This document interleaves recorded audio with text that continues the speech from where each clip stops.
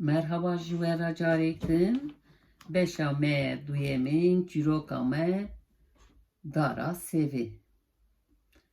Neçirvan ağa dara sevi jekir piştevi çiv dibe çifti seri bahçe gulan gulilkan eme yek be yek guhtar bikin. Hele çi dibe. Daviyeden me gotti buku Gula sor hasıman o got. Ez hevaltiya dara sevi tüccar ji bir nakim. Vextê min li baxçe danîn ez şittekî puçûk bûm. Min ji welatekî dûr anî bûm ji ber ku ez jî dariya tirsiyam. Dara sevê şaxên xeyê li ser min hildidan û dihîşt ku dava hîvê dora min ronî bike. Hevaltiya wê barên zêran jî nayê bîvan. Piştî gula sor, gula spî dest bi xeberdana axaftina xwe kir û got: Wek gula sor jî anî ziman em nikarim heqê hevaltiya dara sevî bidin. Wextê em puçûk bûn ji bo av zêde were ser rihên me, wê pir av ve nedixwar û avê dişand ser rihê me.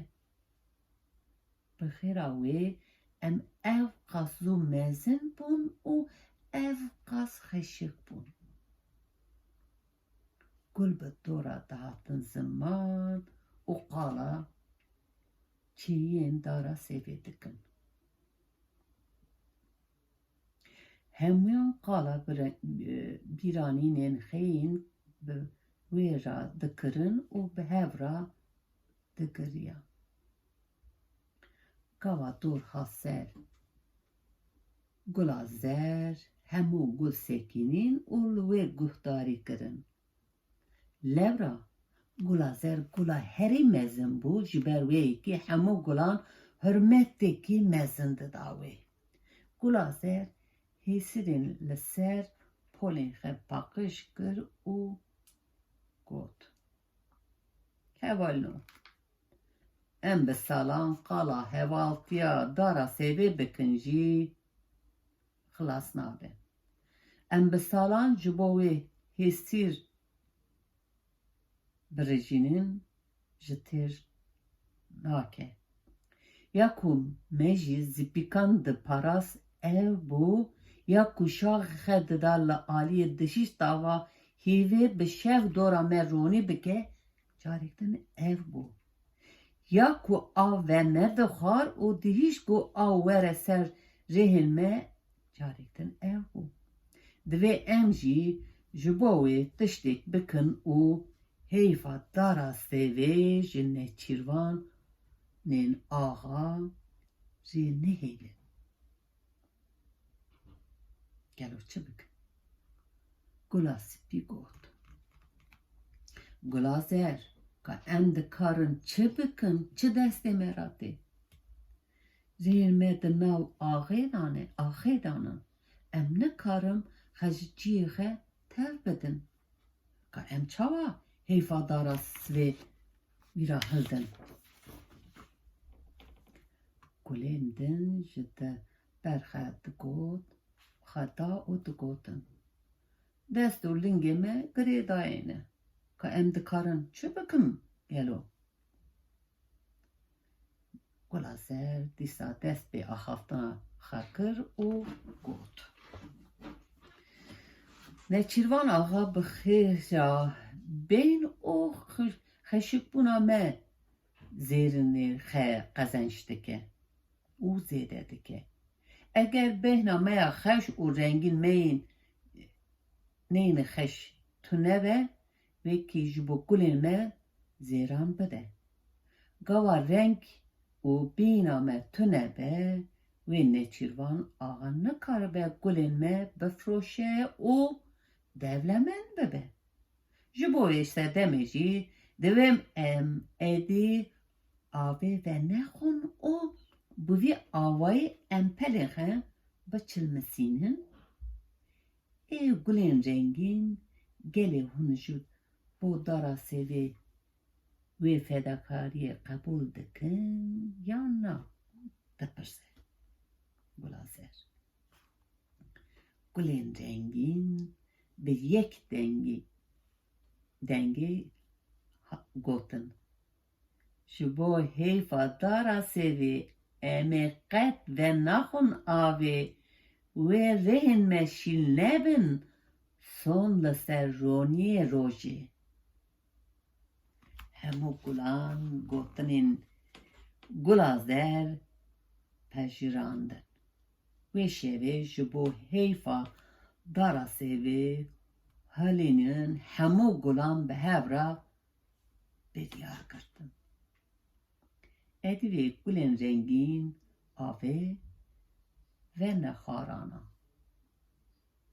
Li ser şeva civîna gulên rengîn re 10 roj derbas dibûn wek ku biryar girtîbûn gulên rengîn avê ve dixwarin.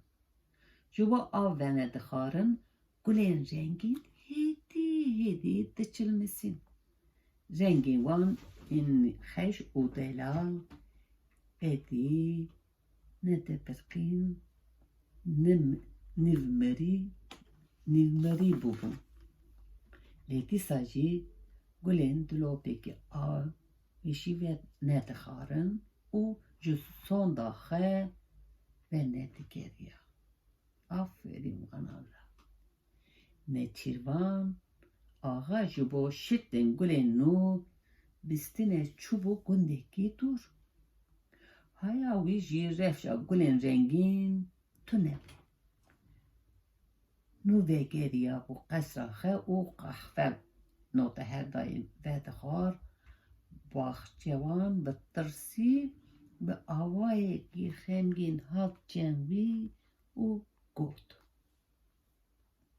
Axayê min, belayekî mezin hatiye serê me, lê ez nizanim çawa jî we rabêjim bînim ziman. Nêçîrvan axa bi mereq got: Çûbûye? Ka bêje netirse. Baxçevan got: Axayê min, gulên me diçilmisin wek mirovên nexweş reng li ser wan nemaye û tu bîn wan nayê.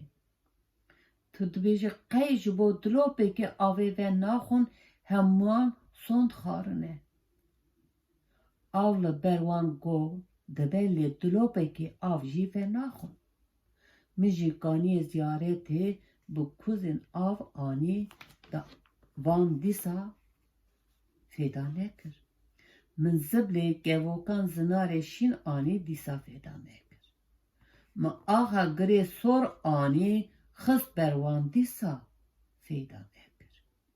Ji ber ku rengên wan çilmisîne edî bilbil li ser wan naxwînin. Dilopên baranê ji bo li ser wan nabarin riya xwe digorînin. Tu kes naxwaze li wan temaşe bike.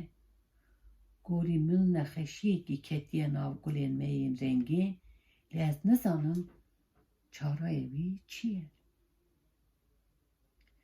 Nêçîrvan axa gawa bihîst ku gulên wî çilmisîne bihêst rabû ser xwe.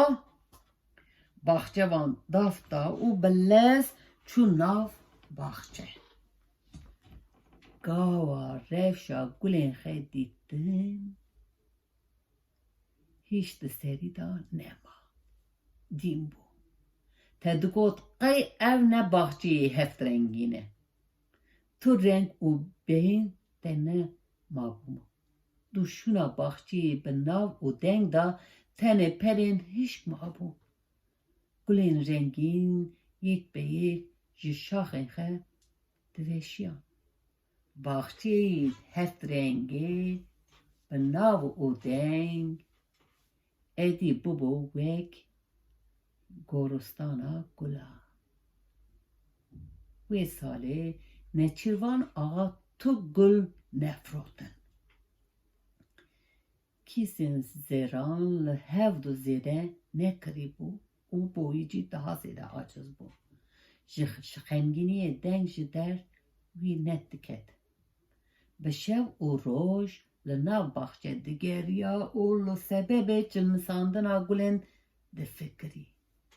Lê tiştek nedaha hişê wî. Bîn û rengên gulan wek stranekî gev hatibû ji bîr kirin. Baxçeyê heftreng êdî bûbû çîrokekî li ser zimanan. Bilbil jî pir xemgîn bûbûn û bi ser gulan de dinaliyan û digotin: Ka ev gul û gulîstan, ka ev dar û daristan, baxçê me yê heftreng, îro bûye goristan. Rojekî dîstan Nêçîrvan axa bi xemgînî li nav baxçeyê digeriya. Lê nîşka we ji jor wê çirûskên rengîn bariyan.